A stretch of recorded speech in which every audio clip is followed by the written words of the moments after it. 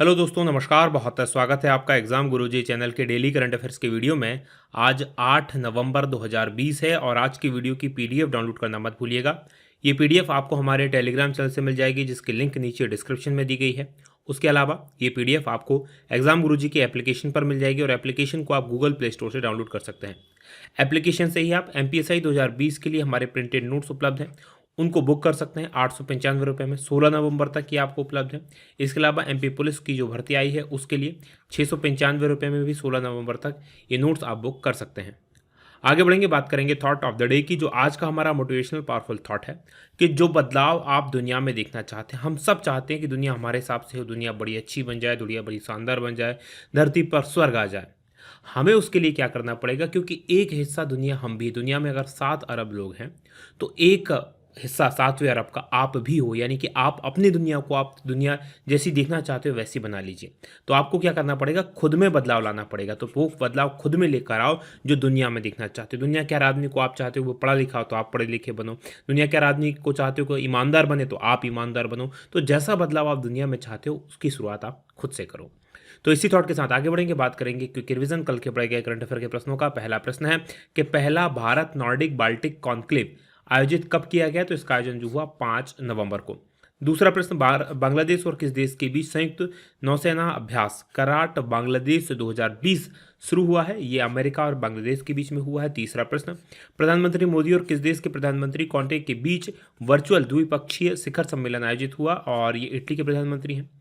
चौथा प्रश्न है कि सेना प्रमुख जनरल एम नरवणे किस देश की सेना के जनरल की मानक उपाधि से इनको सम्मानित किया गया है, तो ये नेपाल की सेना के। पांचवा प्रश्न कि बुल स्ट्राइक नामक तीनों सेनाओं का 3 दिवसीय संयुक्त सेवा अभ्यास कहाँ आयोजित हुआ, तो इसका जो आयोजन हो रहा है वो अंडमान निकोबार द्वीप समूह पर हो रहा है। छठवां प्रश्न है कि पेरिस जलवायु समझौते से आधिकारिक रूप से अलग होने वाला या बाहर जाने वाला देश कौन सा बन गया है, तो ये बना है अमेरिका। सातवां प्रश्न कि सिस्का ग्रुप ने किसको अपना नया ब्रांड एम्बेसडर बनाया है, तो ये राजकुमार राव है। आठवां प्रश्न कि नमामि गंगे परियोजना का ब्रांड एम्बेसडर कौन सा कार्टून कॉमिक्स कैरेक्टर बना है, और ये चाचा चौधरी है। नवा प्रश्न कि कहाँ स्थित ग्रेट बैरियर रीफ में 500 मीटर लंबा कोरल रीफ खोजा गया है, तो ये ऑस्ट्रेलिया में खोजा गया। और 10वां प्रश्न है कि हॉकी इंडिया के नए अध्यक्ष कौन बने हैं, तो ये ज्ञानेंद्रो निंगोम बने हैं। आगे बढ़ेंगे, बात करेंगे अब आज के करंट अफेयर के प्रश्नों को। और आगे बढ़ने से पहले मैं आपसे निवेदन करूंगा, अगर वीडियो आपको पसंद आता है तो वीडियो को शेयर करना मत भूलिए। पहला प्रश्न कि इसरो ने पृथ्वी का अध्ययन करने में सक्षम किस उपग्रह समेत 10 उपग्रहों का प्रक्षेपण किया है, और इस उपग्रह का नाम है EOS-1, यानी कि डी ऑप्शन प्रश्न का सही उत्तर है। डिटेल देख लीजिए क्या है। तो जो भारतीय अंतरिक्ष अनुसंधान संगठन यानी कि इसरो है, उसने पृथ्वी का अध्ययन करने में सक्षम, और ये आपको बता दूं हर मौसम में ये पृथ्वी का अध्ययन कर सकता है। एक उपग्रह नाम है EOS-1, इसको शक्तिशाली रॉकेट PSLV C49 इसके जरिए सफलतापूर्वक प्रक्षेपण इसका किया गया है। इसके अलावा अमेरिका के 4 उपग्रह, लग्जमबर्ग के 4 उपग्रह, लिथुआनिया का 1 उपग्रह सहित 9 उपग्रहों को प्रक्षेपित किया है। अब इनमें से कई सारे निजी कंपनियों के उपग्रह हैं। अब आप सोच रहे होंगे कि अमेरिका में तो नासा है, फिर अमेरिका हमसे क्यों आखिर ये उपग्रहों का प्रक्षेपण करवाता है।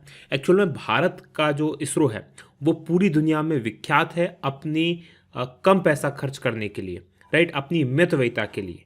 तो जितने रुपए में वहाँ का छोड़ा जाता है, अमेरिका वगैरह या दूसरे देश की एजेंसी, चाइना वगैरह की, रशिया की उपग्रह प्रक्षेपित करती हैं, उससे बहुत कम कीमत में भारत उपग्रह को प्रक्षेपित कर देता है।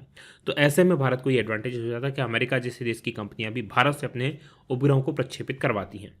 उपग्रह EOS-01 हर मौसम में पृथ्वी का अध्ययन करने में सक्षम है, तो ये हमारी अंतरिक्ष में आंख जैसा आप इसे कह सकते हैं।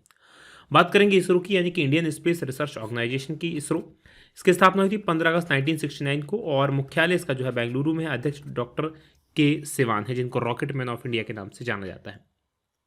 आगे बढ़ेंगे, बात करेंगे दूसरे प्रश्न की। हाल ही में एटा तूफान कहाँ टकराया है। ये एटा तूफान जो है इसको जहाँ टकराया वहाँ कहते हैं हरिकेन। अब अगर आपने जीके पढ़ा होगा तो हरिकेन कहा जाता है अमेरिकी क्षेत्र में, तो मध्य अमेरिका में ये टकराया है। याद रखिएगा, यूएसए की बात नहीं कर रहा हूँ मैं, बात कर रहा हूँ अमेरिका महाद्वीप की, राइट, अमेरिका द्वीप की। तो इसकी डिटेल देख लीजिए क्या है, सेंट्रल अमेरिका कहाँ पर है। तो मध्य अमेरिका से एटा तूफान 3 नवंबर को निकारागुआ, ये एक देश का नाम है, यहाँ 150 मील प्रति घंटे की रफ्तार की श्रेणी 4 का तूफान होता है, इसके रूप में टकराया है। और निकारागुआ, होंडुरास, ग्वाटेमाल, कोस्टारिका ये चारों सबके सब देश है, इनके चारों ओर तेज हवाओं और बारिश ने घरों, सड़कों और पुलों को नुकसान पहुंचाया। 100 से ज़्यादा लोगों की अभी तक इसमें मृत्यु हो चुकी है। बात पिछले करंट अफेयर की और दूसरे तूफानों की करें उससे पहले मैं आपको मध्य अमेरिका लिए चलता हूं। तो जैसा कि आप स्क्रीन पर दिख पा रहे हैं, ये हमारा भारत है और हमारे भारत से अगर मध्य अमेरिका जाना है तो मूव करना पड़ेगा आपको पश्चिम में। एक्चुअल में मध्य अमेरिका भारत के जस्ट पीछे, तो पूर्व पश्चिम किधर भी जाएं आप पहुंचेंगे मध्य अमेरिका है। यहाँ पर आप देखेंगे ये नॉर्थ अमेरिका है, ये वाला जो हिस्सा कहलाता है ये नॉर्थ अमेरिका कहलाता है। नीचे वाला हिस्सा जो साउथ अमेरिका कहलाता है। तो नॉर्थ अमेरिका और साउथ अमेरिका के बीच में ये जो जगह है ये क्या कहलाता है, यही कहलाता है मध्य अमेरिका। अब मध्य अमेरिका में आप देखेंगे वो देश जहाँ पर ये तूफान टकराया है, ये निकारागुआ है, ये होंडुरास है, ये कोस्टारिका है, राइट। तो आपको ये याद रखना है कि इनसे और ये ग्वाटेमाल है, राइट। तो इनसे ये टकराया है। इसके इन देशों के, मध्य अमेरिका के देशों की अगर आप पूर्वी तरफ देखेंगे तो ये कैरेबियन सागर है, राइट। ये कैरेबियन कंट्रीज है, कैरेबियन कंट्रीज और इन मध्य अमेरिकी देशों के बीच में कैरेबियन सागर है, जबकि इस तरफ देखेंगे तो ये प्रशांत महासागर है। आगे बढ़ेंगे, बात करेंगे अगले प्रश्न की। अगला प्रश्न है, उससे पहले पिछले करंट अफेयर में मैंने आपको बताया था कि फिलीपींस के लोजोन द्वीप के विकोल क्षेत्र में चक्रवाती तूफान गोनी ने दस्तक दी है। तो गोनी आप याद रखेंगे कहां पर आया है, तो फिलीपींस में। बात करेंगे तीसरे प्रश्न की कि अमेरिकी राष्ट्रपति चुनाव में विजेता रहे हैं जो बिडेन, ये किस पार्टी के उम्मीदवार थे। तो जो बिडेन जो है वो है डेमोक्रेटिक पार्टी के उम्मीदवार थे, यानी कि डी ऑप्शन प्रश्न का सही उत्तर है। डिटेल लिख लीजिए क्या है। तो पूर्व अमेरिकी उपराष्ट्रपति और डेमोक्रेटिक पद की ओर से उम्मीदवार, पार्टी की ओर से, एक्चुअल में ये पार्टी है, पार्टी की ओर से उम्मीदवार जो बिडेन, ये अमेरिका के 46वें राष्ट्रपति बनने की दौड़ में रिपब्लिकन प्रत्याशी डोनाल्ड ट्रंप को इन्होंने मात दे दी है। डोनाल्ड ट्रंप वर्तमान में राष्ट्रपति हैं और ये लगातार बात कह रहे हैं कि वो इस मामले को लेकर कोर्ट में जाएंगे। तो अभी चीज़ें वहाँ पर काफ़ी और देखने को मिलेंगी, काफ़ी नाटकीय चीज़ें देखने को मिल सकती है। लेकिन भारत के प्रधानमंत्री, भारत के राष्ट्रपति, भारत के विपक्ष के जो नेता हैं, उन सब ने जो बिडेन को और कमला हैरिस को बधाई दे दी है। याद रखिएगा ये उपराष्ट्रपति थे जब बराक ओबामा जब राष्ट्रपति थे, उनके प्रशासन में ये उस समय उपराष्ट्रपति हुआ करते थे। जो बिडेन ने 270 इलेक्टोरल वोट्स का जो आंकड़ा है उसको प्राप्त कर लिया है, उससे आगे करीब 284 वोट्स इनके द्वारा जीते गए हैं। बिडेन जो है 78 साल की उम्र है इनकी और अमेरिका के सबसे उम्रदराज राष्ट्रपति ये बन गए हैं, ये आपको याद रखना है। और साथ ही भारतीय मूल की जो कमला हैरिस है, इनकी माताजी की तरफ से ये भारतीय मूल से हैं। तो कमला हैरिस अमेरिका की पहली महिला उपराष्ट्रपति भी बनने वाली हैं एक्चुअल में। आगे बढ़ेंगे, बात करेंगे अब हम संयुक्त राज्य अमेरिका की। तो इसकी राजधानी वॉशिंगटन डीसी है। राष्ट्रपति अभी भी डोनाल्ड ट्रंप है। जनवरी में उनका एक दिन फिक्स होता है 2021 में, तब ये नए राष्ट्रपति के रूप में शपथ लेंगे, तब मैं आपको बता दूंगा कि ये राष्ट्रपति बन गए हैं। मुद्रा यहाँ की अमेरिकी डॉलर है। अब मैप में मैं आपको अमेरिका लिए चलता हूँ। तो जैसा कि आप स्क्रीन पर देख पा रहे हैं, हमारा भारत है और हमारे भारत से अगर आपको अमेरिका जाना है तो अमेरिका के लिए आपको पश्चिम में मूव करेंगे और भारत के जस्ट पीछे आप नॉर्थ अमेरिका जो कॉन्टिनेंट है, महाद्वीप है, उसमें देखेंगे ये यूनाइटेड स्टेट्स ऑफ अमेरिका है, राइट। इसके अंदर 50 राज्य हैं और इसकी राजधानी आप यहाँ पर देख पाएंगे, ये वॉशिंगटन डीसी है जो इसकी राजधानी है। अब इन राज्यों में आप देखेंगे एक राज्य इनका इस तरफ अलास्का है जो इन्होंने रशिया से खरीदा था, ये आपको याद रखना है। और ऊपर इसकी सीमा कनाडा के साथ में और नीचे इसकी सीमा मैक्सिको के साथ में लगती है। और इस तरफ आप देखेंगे तो अटलांटिक महासागर है और इस तरफ आप देखेंगे तो प्रशांत महासागर है। आगे बढ़ेंगे, बात करेंगे अगले प्रश्न की। अगला प्रश्न आपके सामने आया, उससे पहले जो पिछले राष्ट्रपति और प्रधानमंत्री नियुक्त हैं उनकी भी बात कर लेता हूं। तो तंजानिया के जो वर्तमान राष्ट्रपति हैं जॉन मागुफुली, ये फिर से चुनाव जीत गए हैं। इसके अलावा आइवरी कोस्ट का निर्वाचन आयोग ने जो राष्ट्रपति हैं वहाँ पर अल्साने ओटारा, उनके 94.27% वोट के साथ लगातार तीसरी बार चुनाव जीतने की घोषणा की है। न्यूजीलैंड की प्रधानमंत्री जेसिंडा अर्डन, इनकी पार्टी ने चुनाव जीता है। और बेल्जियम के जो वित्त मंत्री हैं और प्रधानमंत्री हैं अलेक्जेंडर डी क्रू, इनको प्रधानमंत्री बनाया गया है। जापान में योशिहिदे सुगा नए प्रधानमंत्री बन गए हैं।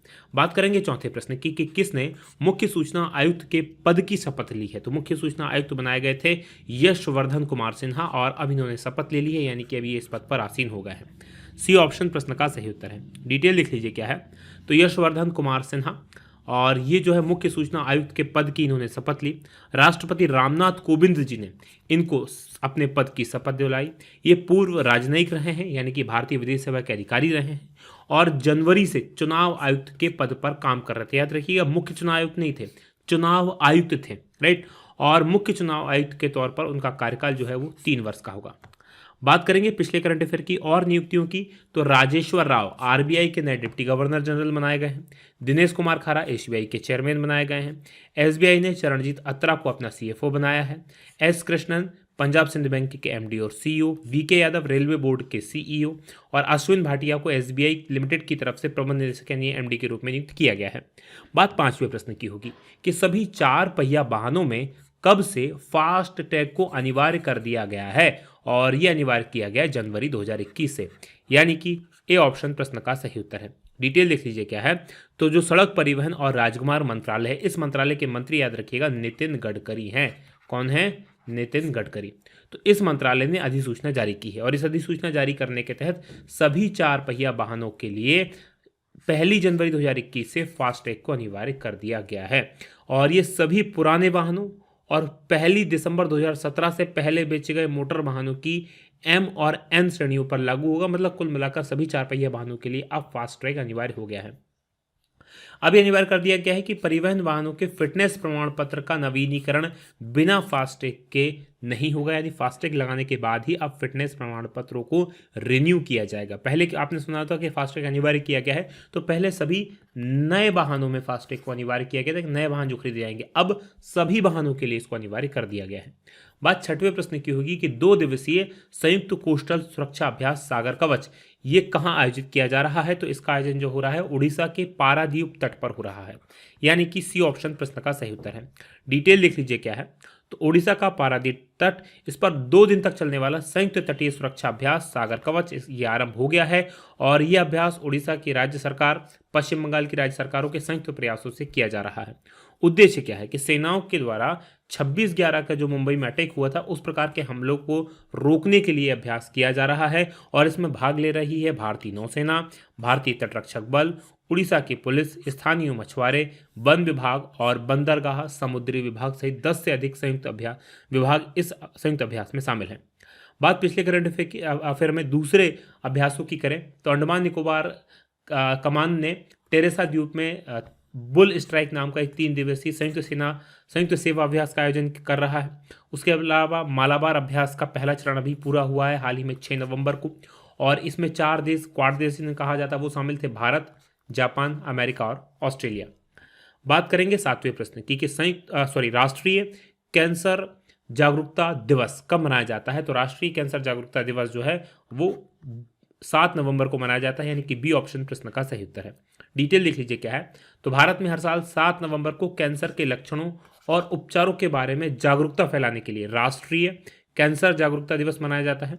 और इस दिन को पहली बार मनाया गया था 2014 में केंद्रीय स्वास्थ्य मंत्री हर्षवर्धन सिंह जी के द्वारा इसकी घोषणा की गई थी। उस समय के स्वास्थ्य मंत्री थे, अभी जो हर्षवर्धन जी हैं वो स्वास्थ्य मंत्री नहीं हैं।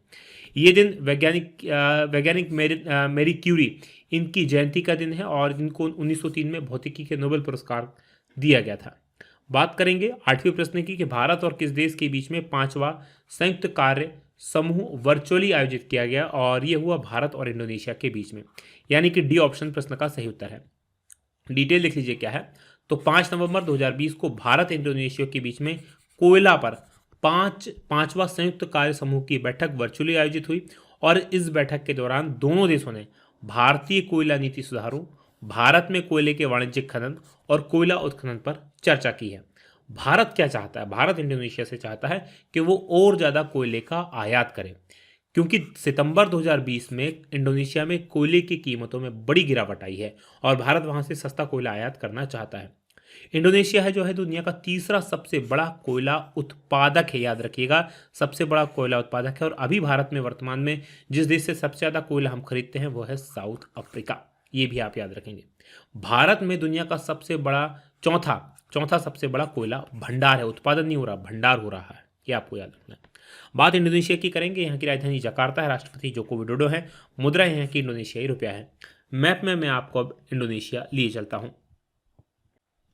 तो जैसा कि आप स्क्रीन पर देख पा रहे हैं, ये हमारा भारत है और हमारे भारत से अगर आपको इंडोनेशिया जाना है तो मूव करना पड़ेगा आपको थोड़ा सा पूर्व की तरफ या दक्षिण पूर्व की तरफ। तो ये आपको जो देश दिखाई दे रहा है पिंक कलर का, ये इंडोनेशिया है।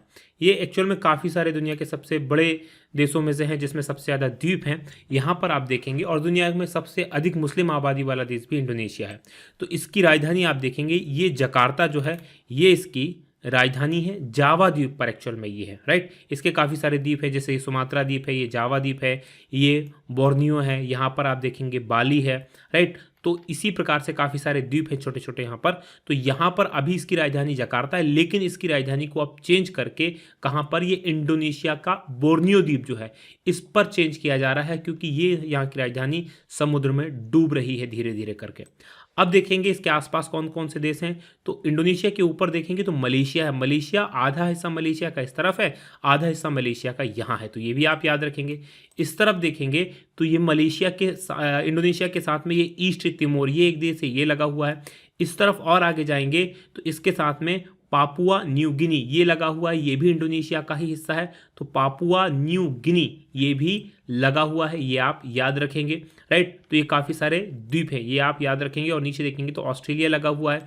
इस तरफ देखेंगे तो भारत का, ये भारत का कौन सा, अंडमान निकोबार द्वीप समूह है, राइट। आगे बढ़ेंगे, बात करेंगे अगले प्रश्न की। अगला प्रश्न नवा है कि शक्तिकांत दास ने किस अंतर्राष्ट्रीय संगठन के सेंट्रल बैंकों के गवर्नरों के समूह की 40वीं बैठक की अध्यक्षता की है, और ये बैठक सार्क देशों के गवर्नर जनरलों की हुई थी, यानी कि ए ऑप्शन प्रश्न का सही उत्तर है। डिटेल देख लीजिए क्या है। तो रिजर्व बैंक के गवर्नर शक्तिकांत दास, इनकी अध्यक्षता में सार्क फाइनेंस गवर्नेंस गवर्नर्स समूह की 40वीं बैठक वर्चुअली आयोजित हुई, और इस बैठक में सार्क केंद्रीय बैंकों के गवर्नर शामिल हुए थे। इस बैठक के दौरान शक्तिकांत दास जी जो है एक सीमित यूजर समूह सुरक्षित संचार नेटवर्क सार्क फाइनेंस सिंक का भी इनके द्वारा उद्घाटन किया गया। बात करेंगे दक्षिण एशियाई क्षेत्रीय सहयोग संगठन, यानी कि हिंदी में दक्षेस, इंग्लिश में सार्क की। इसकी स्थापना हुई थी 8 दिसंबर 1985 को। मुख्यालय इसका काठमांडू है। सदस्य देशों में भारत है, पाकिस्तान है, बांग्लादेश है, श्रीलंका है, नेपाल है, मालदीव है, भूटान है, और 2007 में इसमें अफगानिस्तान भी शामिल कर लिया गया है। बात करेंगे अब 10वें प्रश्न की कि किसने पहली बार हमारी आकाशगंगा, किसने पहली बार हमारी आकाशगंगा में रेडियो विस्फोट का पता लगाया है। और रेडियो विस्फोट का पता लगाया है नासा ने, यानी कि डी ऑप्शन प्रश्न का सही उत्तर है। क्या है ये रेडियो विस्फोट, इसकी जानकारी ले लीजिए।